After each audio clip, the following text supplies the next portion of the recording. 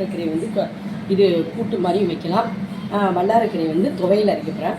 இந்த பாருங்கள், வல்லாரக்கீரையை நல்லா சிறு சிறுசாக நறுக்கி வச்சுக்க வேண்டியது, கழுவி வச்சுக்க வேண்டியது. இந்த பாருங்கள், வெங்காயம், வெள்ளைப்பூடு, தக்காளி, தேங்காய் இதெல்லாம் போட்டு வதக்கிட்டு துவைங்க. இது வந்து பிள்ளைங்களுக்கு ஞாபக சக்திக்கு இருக்கும், ஞாபக சக்தியும் இருக்கும், இரும்பு சத்து உள்ளதும் இருக்கும். இது வந்து நல்லா ஒரு சாப்பாடு வல்லாரக்கீரை.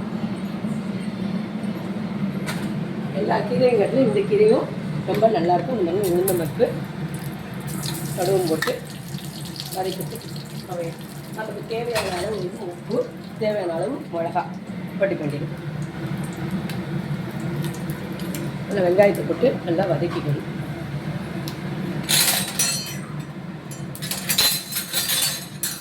வல்லாரக்கீரை இருக்கிற பிள்ளைங்களுக்கு ஞாபக சக்திக்கு நல்லா ஒரு இந்த கீரை.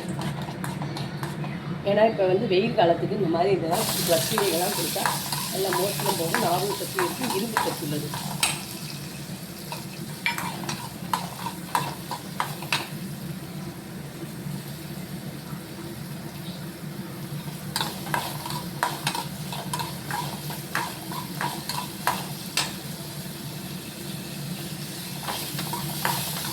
இந்த வல்லாரக்கீரையில் வந்து புளிக்குழம்பும் வைக்கலாம், கீரையும் நசிக்கலாம். இது வந்து வல்லாரக்கீரை வந்து தோசையும் சுடலாம் பிள்ளைங்களுக்கு. இதே வல்லாரக்கீரையை துவையில அரைச்சி தோசைக்கோ இட்லிக்கோ அந்த மாதிரி பிள்ளைங்களுக்கு கொடுக்கலாம்.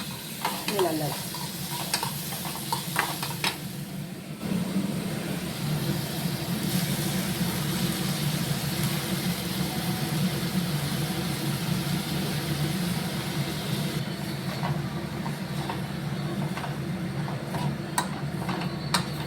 நல்லா வதங்கணும்.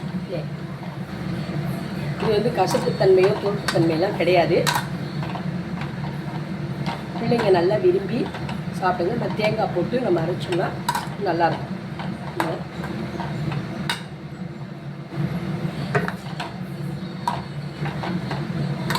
வல்லாரக்கீரை ஞாபக சக்தி.